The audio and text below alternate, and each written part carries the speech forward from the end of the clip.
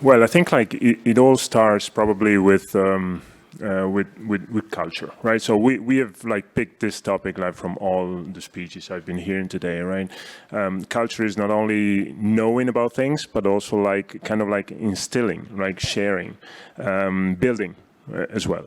So I think like when we look at like the single values, the single elements, the single participants in this round, we need really to talk mainly about corporate culture as well. So corporate culture. So we are companies, right? So we are producing things, and people are producing things. So we need that these people that produce these things are all working together towards one goal. So and the thing and the way that you have to do that is with a culture which is shared by anyone. So that's one important thing I think like we should be sharing also with the audience is that that really needs to be a democratic process, right? Sometimes it's a word which is abused, but it doesn't really make sense if something comes from above and it's not shared by the people that have to do that on a daily basis, right? I'll make an example. So we are now working on a materiality matrix, right? Internal. So basically we're going around to ask people, or we need to figure out what is important for us. Before we're going out to the external stakeholders, we need to know what is important for us. And we decided to do that in a very bottom-up way, like in a bottom-up approach. So what we're doing, we're doing workshops internally where we actually ask people through like a process and a format that we have been developing, what is important for them. But not only like to the leading people, right? But also like to the people that have like a practical daily approach to these things, logistic managers, production people, even like sales people as well, right? So we are enlarging this thing, and we're trying to have like an approach which includes the whole group. Arper is not only one company, we've got several companies belonging to the group, right? So we need that everybody plays his role and he's on board if you want that to happen. Our founder, Luigi Feltrin, he was totally aware that when you do business, you have a responsibility, right? So you cannot just go out there and do something and don't care about it, just get the money and go away, right? So there are a lot of responsibilities for the people that are working for you, for the people that are buying your product because you're selling them something, you're giving them something to them, and for the ecosystem you're working on. So if you actually pick these three things, they are actually the basis, the three legs of the sustainability stool, right? So you've got like, you've got environment, you've got the social part, and the economic part as a company. So, and I think like the environmental department is this thing happening like with one of these three legs, right? So at some stage you said like, well, you know, these values that they shared with us and that we are still carrying today actually told us that we need to do something for the ecosystem as well. And that's where it all started in 2005, obviously, yeah. So is this also a bit related, because you mentioned a tribe among people like yourself who are in, you know, working for companies who do produce at scale, but who also believe in the sustainability, because at its face, you could say that it's a little bit, it seems a bit odd, really. But have you found your tribe within people who are in manufacturing, but also believe in sort of trying to, you know, yeah.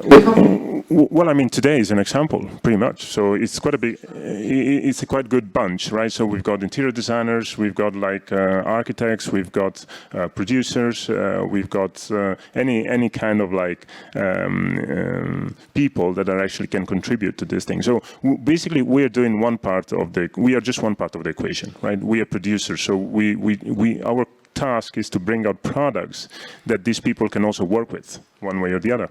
Right, and we have to do it in a way that is affordable as well for us as well, also from an economic point of view, because we don't need to forget the thing that you cannot be too poetic about this thing. So if you want sustainability to grow and the whole movement to grow, that needs to be also economically sustainable. And that's the big challenge, right? Because every time you do something differently or better, or you source locally, right, for example, then that comes at a cost. And that's the big challenge ahead of all of us, that we need to explain why this thing is maybe a little bit more expensive than another one. what we think is really important, and somebody mentioned that as well, is to kind of like reach out and try to be as transparent as possible in the things you do. So personally, I've got like love and hate relationships, for example, to certifications. A couple of years ago, like a little bit more than that, but like we tried to switch over from compliance, like to having a certification, red light or green light kind of thing, to EPD labels, for example. So these labels that like they are declarations where you actually, it's like an identity card of the product, right? So you know how much carbon footprint that chair has, or like the waste, the materials, everything. There is a lot of data in there. What we need to invest our time and efforts in is to explain to end clients, architect, the indie community in general, how to handle this data, right? And what to do with that, how to compare things. But if you think about it, then if you've got one number, you can compare two products by one number, which has been like produced in the same way. So that's more or less the idea. Obviously, certifications are very well and very good thing in a way, because and that's where it is. I'm not too much interested into the certification itself, but the process that lies behind it. So when we started in 2005, we didn't have a clue, right? So, I mean, we want to do something, but we don't know how, right? How do we do that?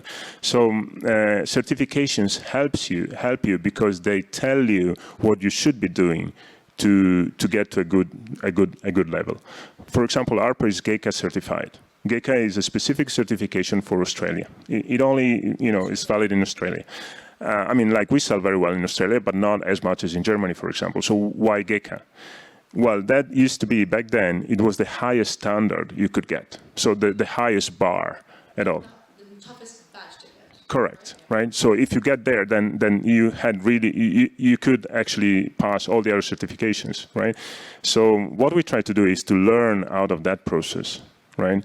In order and try to implement as much as possible. I mean, we finally, we got a GECA, right? But that's not the point. That's beside it. It's how you get there, right? It's the trip is the goal, right? Right, because who is it for? I mean, it can be for you. That makes sense.